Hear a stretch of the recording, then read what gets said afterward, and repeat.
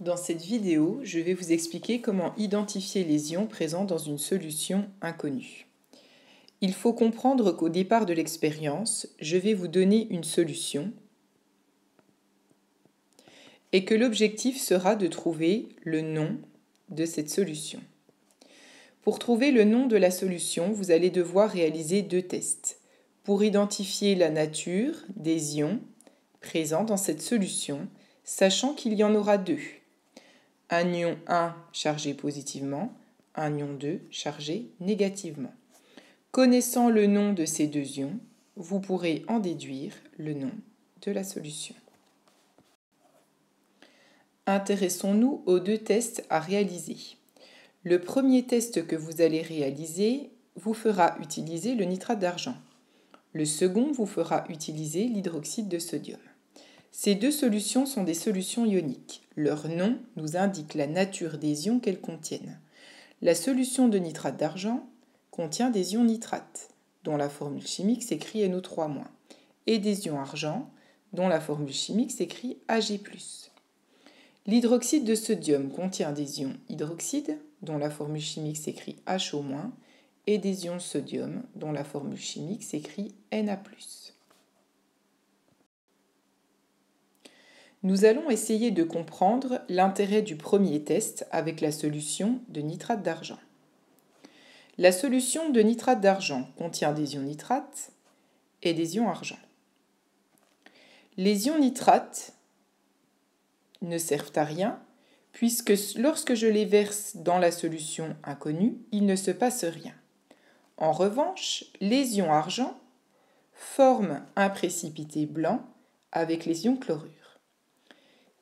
Si je vois qu'il apparaît un précipité blanc lorsque je verse la solution de nitrate d'argent, je peux en déduire que la solution inconnue contient des ions chlorure. Dans le tube à essai, j'ai disposé une solution inconnue limpide dans laquelle je verse quelques gouttes de nitrate d'argent. Je vois qu'il apparaît un précipité blanc, j'en déduis que la solution contient des ions chlorure.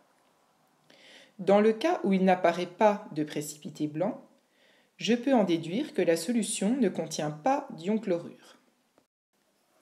Après avoir explicité le rôle du premier test, nous allons nous intéresser au second test qui va nous faire utiliser la solution d'hydroxyde de sodium. L'hydroxyde de sodium est une solution qui contient des ions hydroxyde et des ions sodium. Je peux constater à la lecture du tableau que les ions sodium ne servent à rien puisqu'il ne se passe rien. Avec les ions hydroxyde, en revanche, je constate qu'il apparaît un précipité blanc avec les ions zinc, qu'il apparaît un précipité bleu avec les ions cuivre, un précipité vert avec les ions fer2 et un précipité rouille avec les ions fer3.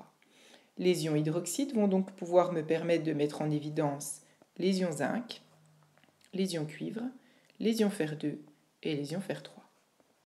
Nous allons réaliser deux exemples pour bien comprendre ce deuxième test. Dans un tube à essai, j'ai versé une solution inconnue, dans laquelle je verse quelques gouttes d'hydroxyde de sodium. Je vois qu'il apparaît un précipité bleu.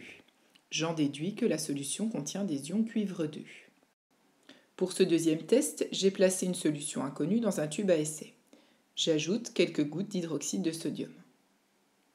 Je vois qu'il apparaît un précipité vert. J'en déduis que la solution contient des ions fer2.